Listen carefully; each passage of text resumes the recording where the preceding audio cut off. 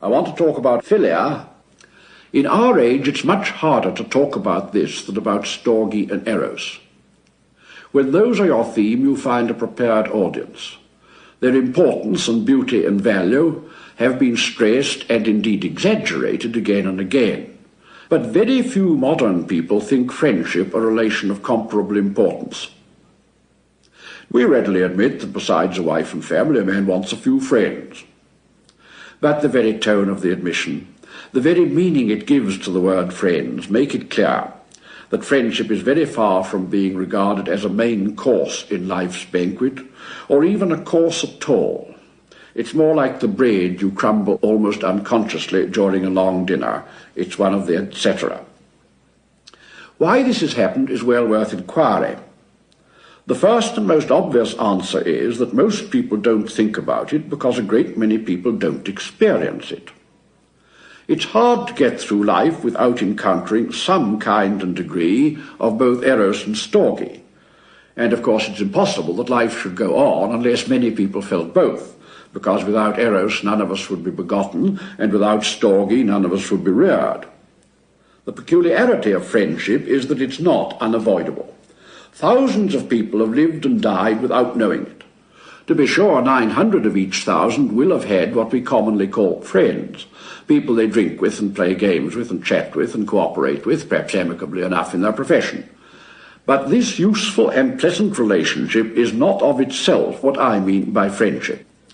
There's lately arisen, too, a much nastier bit of evidence to show that the experience of philia is not universal.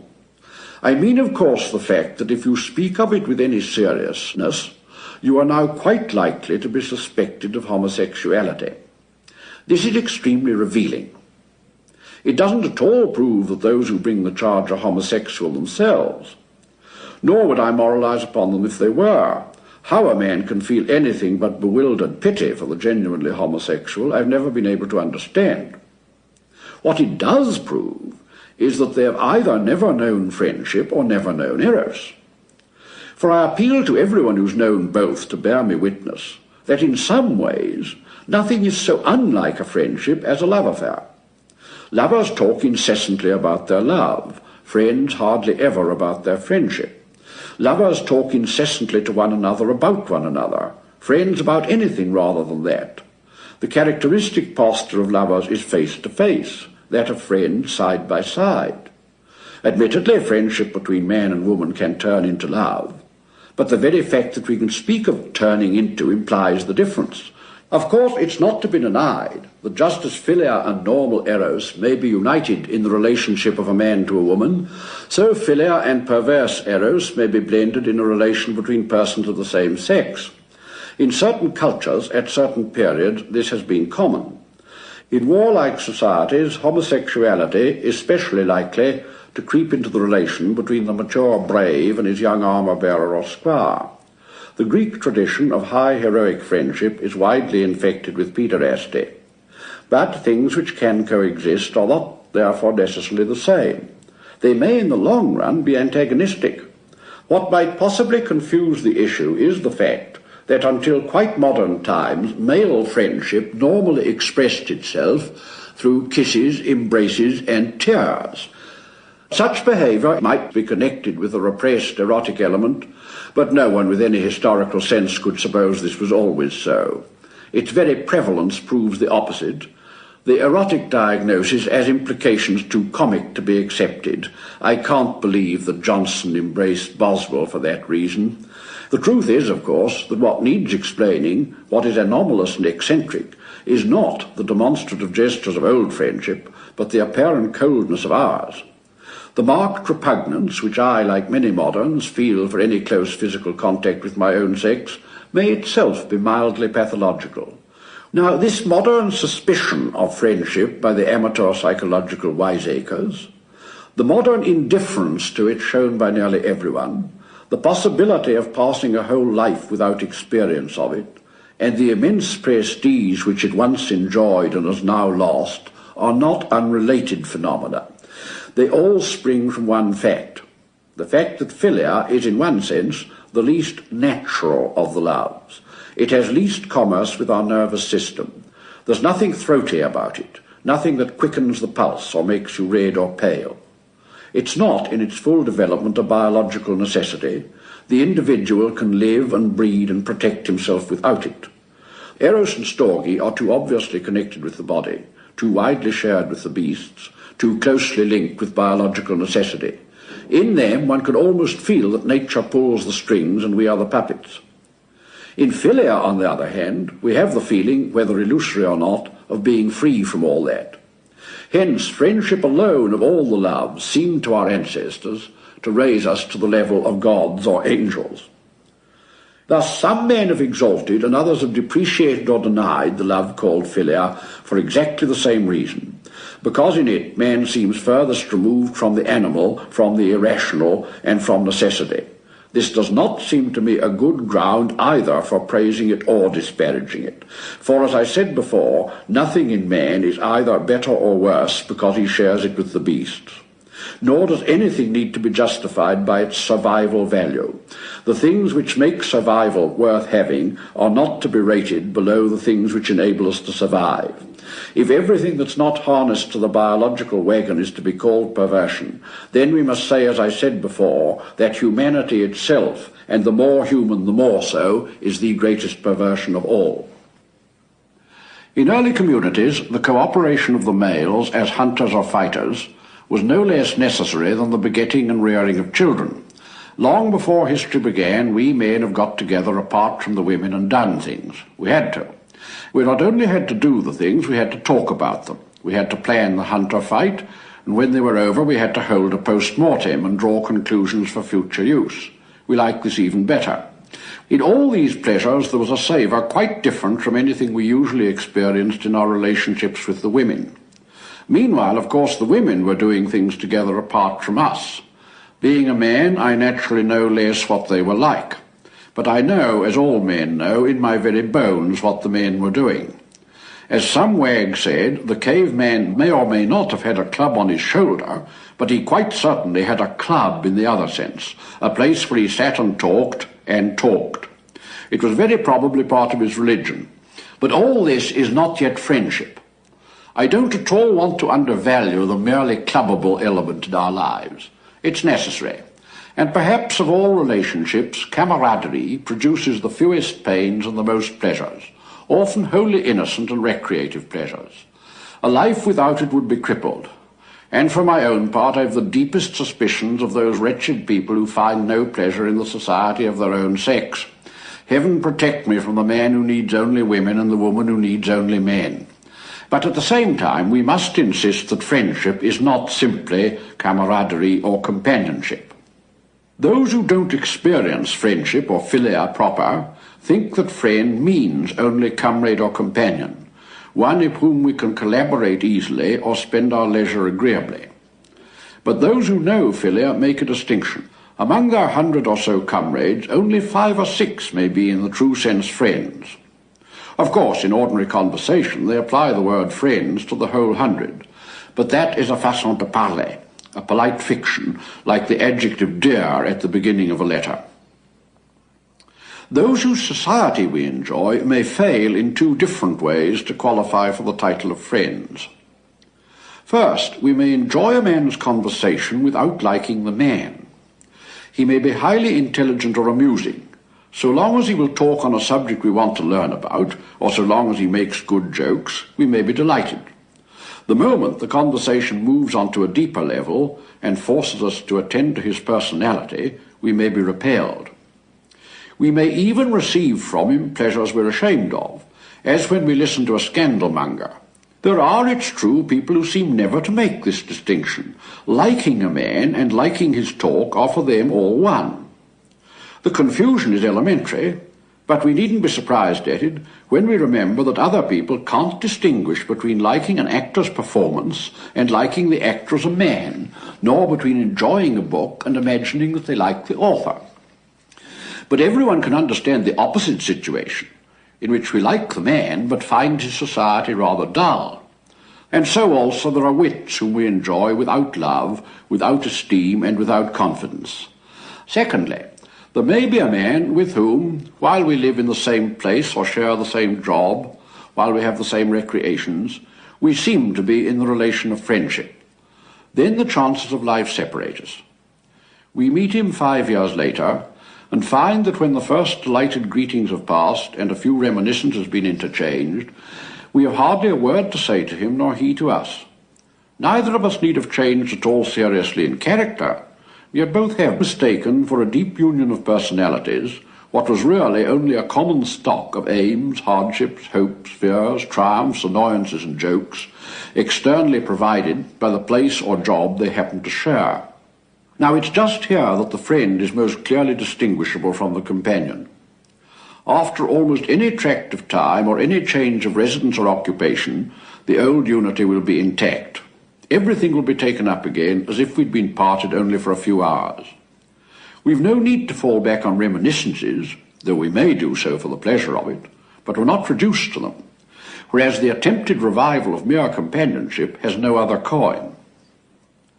The difference between mere companionship and friendship depends on the nature of the shared activity. The men of the tribe sit talking together because they are all hunters and warriors. Take the individuals apart, place them for a few years in different cultures, using different techniques, facing different problems, and then reassemble them. I very much doubt if the old companionship, the old club, would come to life again. For the bond of union lay in their functions, not in the personalities of each. But if in that prehistoric club there had been two who went sometimes apart to talk of something which the rest had no bent for, two who were groping their way towards the beginnings of art or philosophy or religion, then I should expect that those two, at such a reunion as I'm imagining, would resume their old relationship. They are linked together not as warriors or trappers, but as men, as the very two men they were and are. The activity they shared, they always will share as long as they are the same men. As Montaigne says, a man is my friend because he is he, because I am I. Whereas a man is my comrade because he is my colleague or neighbour or ally. But does not Eros, does not the love between man and woman also say, because she is she, because I am I? Certainly, but Eros doesn't mean quite the same thing. Eros means because she is my goal, my journey's end, my quarry, because I need her and she me, because we are key and lock, thirst and water, seal and wax. But friendship means because he has the same goal, because he is taking the same journey, because he is hunting the same quarry, because we are both filled with the same need. I am speaking, of course, of Eros here in a sort of chemical purity from which, thank God, he is usually preserved in ordinary life, where happy Eros is nearly always combined with storge and very often with friendship too. Now, by saying that Eros can be combined with friendship, I have, you noticed, assumed that there can be friendship between a man and a woman. There are people who don't believe this. They think that any apparent instance of it is usually a disguise for Eros or the beginning of Eros. And there are also people who think there are no true friendships between women and women. Both views are, in my opinion, wrong as generalizations, but I am afraid they are likely enough to be true of many societies or classes within societies at certain periods. Companionship is the soil out of which friendships grow, and where the soil is lacking, of course, the plant will not exist. Where men work and women don't, or where they do quite different work, or again where men are educated and women not, or where the sexes have different educations, there will be no companionship and therefore no friendships between the sexes. They can meet only in Eros and Storge. For I don't think lovers can be in the true sense friends as well as lovers, unless they are the sort of man and the sort of woman who would have been friends even if they had not fallen in love. But quite often, though there was no companionship between the sexes, the women have had their own companionship parallel to and distinct from that of the men. In many primitive communities, they go together to the washing pools or to sow the fields. A whole female life, with its own labours, rituals, sometimes even its own language, is built up, and the men are as jealously excluded from it as the women are from theirs. That is one possible and tolerable state of affairs. Friendships between women and women, friendships between men and men, but none between the sexes. Another possible state of affairs, which I like very much better, is that which we see nowadays in those societies where men and women, rarely equal in education, collaborate in the same professions and have the same tastes. Real friendships can then arise both between women, and between women and men, and between men and men. But unfortunately, there are in the modern world quite a number of women who get the benefit of neither system. Such is many a well-to-do married woman in our own professional classes. What work she does, and labour-saving gimmicks have left her little to do, is done alone in her own flat or house. Other women are not her colleagues or comrades, they are merely visitors or neighbours. On the other hand, she may be totally unfitted for any real companionship, hence for any real friendship either with her husband or with any of his circle. Of course, she has had what is officially, almost ironically, called an education. But if her husband and his friends are, say, doctors, clergymen, lawyers, scholars, or scientists, she is, for all the practical purposes of companionship with them, uneducated. They can't talk to her about the sort of things friends talk about.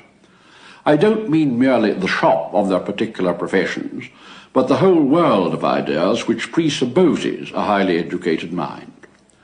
Of course, affectionate husbands and polite, long-suffering friends will pretend it is otherwise.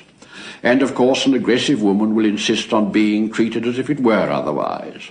But neither expedient helps. She can be taken to the right party. She may be laboriously dragged into the conversation.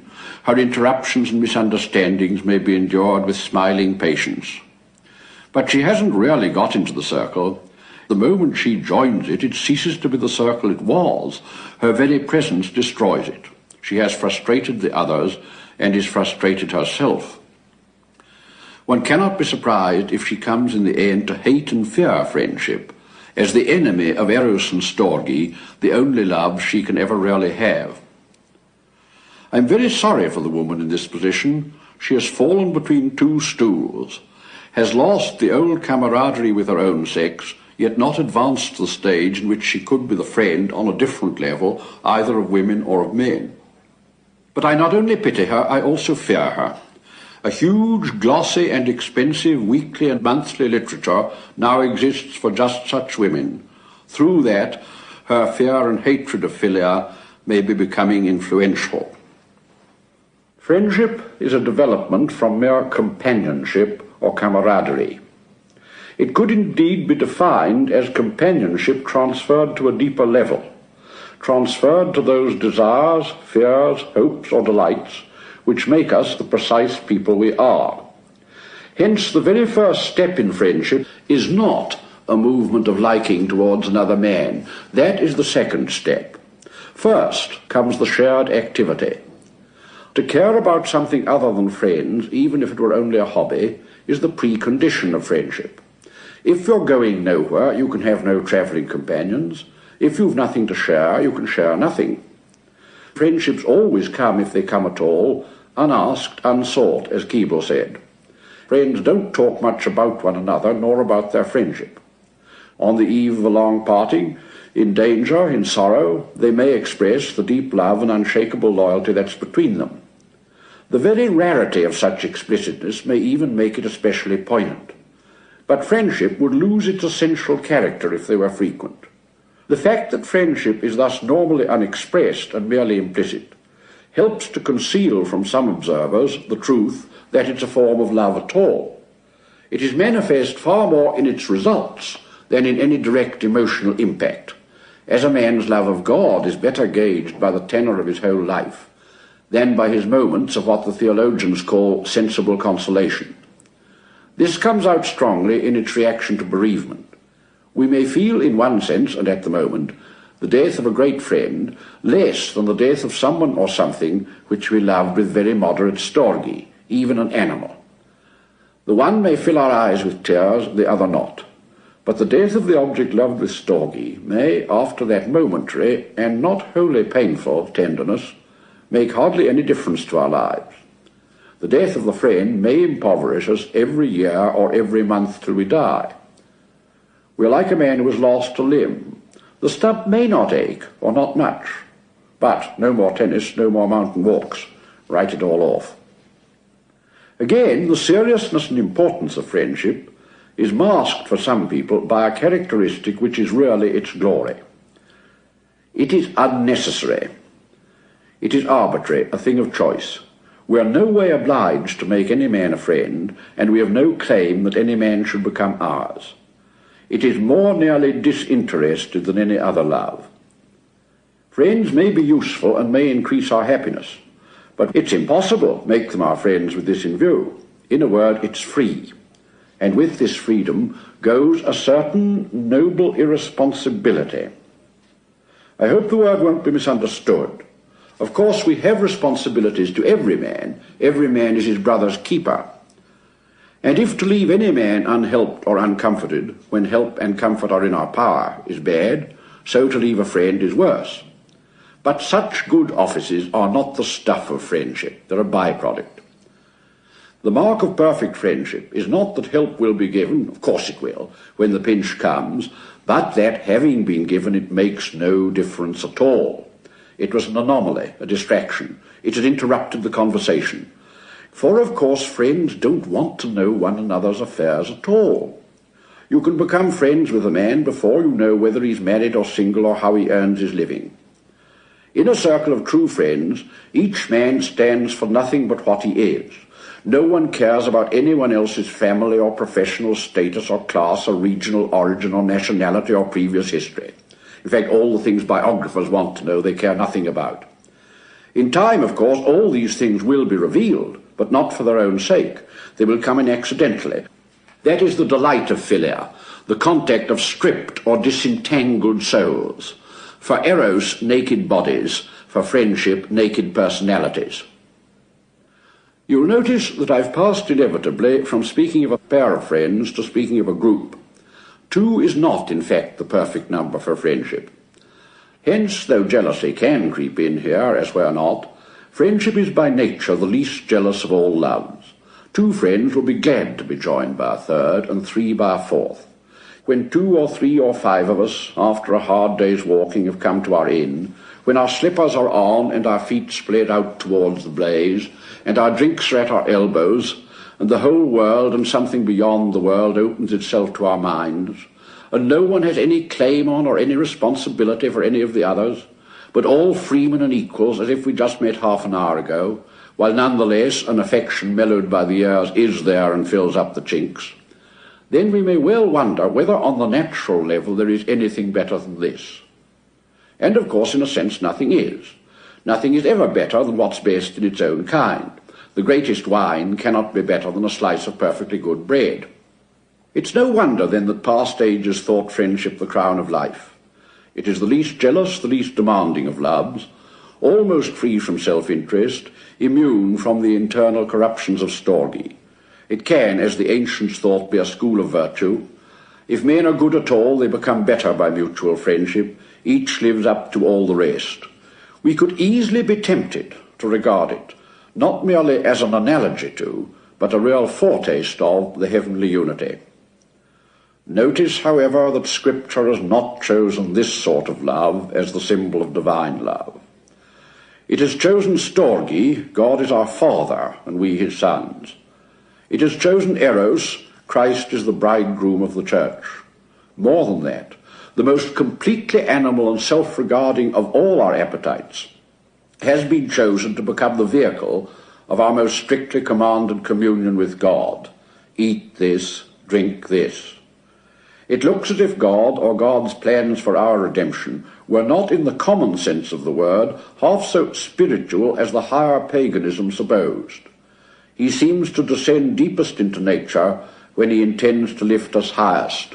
Blood and guts and glands and genes and things of that sort don't repel him. Negative spirituality, departure from the animal and the instinctive, doesn't of itself seem to please him particularly. By its spirituality, friendship escapes some of the obvious dangers of the other loves. Its danger lies precisely in its spirituality. Consider how a circle of friends, such as I've been describing, appears from outside. Almost every name given to it is in some degree unpleasant. It's a set, a coterie, a gang, a mutual admiration society. To belong to a group of real friends is to be armed in a degree which friendless men can't imagine against influences from without. The public opinion within the group may be tiny, but it matters more than the opinion of 10,000 outsiders. The approval of those whom we love and honour is the approval we value. Every knot of friends is thus a resistance movement. And of course the external pressures which it arms us to resist may be good ones or bad ones. In it we may retreat into something better or worse than the public world. It may be a nursery of martyrs or of criminals. In real life, friendship can unite by what is still good in them, men otherwise very bad, and thus fortify them in evil. There can, for example, be an aristocratic caste, very cruel and unjust to the rest of the world, but quite genuinely united within by friendships, mutual loves, honour and courtesy. The more real and even lofty the friendship within such a caste is, the more it may steel their nerves and stop their ears to all claims from without. The same man who would die for his brother in arms might not deny himself one bottle of wine or one game of cards to save a village of peasants from massacre. The sufferings and the moral judgments of outsiders don't affect him. It's the approval of his friends that matters. Friendship, as we've seen, is based on sharing at depth of activities and attitudes, a relation between souls side by side. The things shared may be good or bad or mixed. Friendship doesn't transform them. It raises them for good or ill to a higher power and gives them more confidence. It makes brave men braver, kind men kinder, pious men more pious, cruel men more cruel, proud men more proud. It underlines, endorses, sanctions, defends either from true or from false shame whatever they were doing already. If you and I want to evade some dangerous duty, the best plan is to find 2 or 3 other cowards and do our shirking in company. It's wonderful how little discomfort you'll feel when we've talked it all over and laughed it all over together. Equally, if we have to stand out against a real evil, to risk embarrassment and jeers and the possible loss of a job, the best plan is to get together with 2 or 3 other honest men. The ordeal will become amazingly less formidable. Friends, in a word, give us moral support, or immoral support. I've glanced at extreme examples, but they're extremes of a moral ambivalence which is inherent in friendship. It can be a school of individual humility, but with this individual humility, how easily there comes a corporate pride. I may be unworthy, but we, the set, are magnificent. Loyalty to the spirit of a noble circle, adherence to its standards, has so often proved for us the road to goodness that we may come to mistake it for goodness itself. To stand by our friends, to stick to the firm, to go down with the ship, these things being almost absolutes, may become absolutes. Aucassin in the story said he would rather go to hell with the knights and ladies and troubadours than to heaven with the hermits. Now a man must be very good, or, and that's the trouble, very bad, not to feel in himself a response to that gesture. A kind of heroic loyalty is often mixed with that corporate impenitence which binds bad men together in their last stand. Friendship is a resistance movement. It can resist God as well as society, and yet all the time by a kind of goodness, or what had been goodness in it. Friendship is the most spiritual loves, and therefore its corruption the most spiritual corruption. A certain kind of mother may be like a man-eating tigress, a certain kind of lover like a rutting animal. Storge and Eros can fall by animality. But friendship gone wrong liberates not the animal in man, but the titanic or diabolical. It is high-minded, it can have proud looks. By its nature it must and should defy popular opinion. It may go on to defy mercy and justice and God himself. This love too can breed unlove. Nothing, not even friendship, is good except goodness.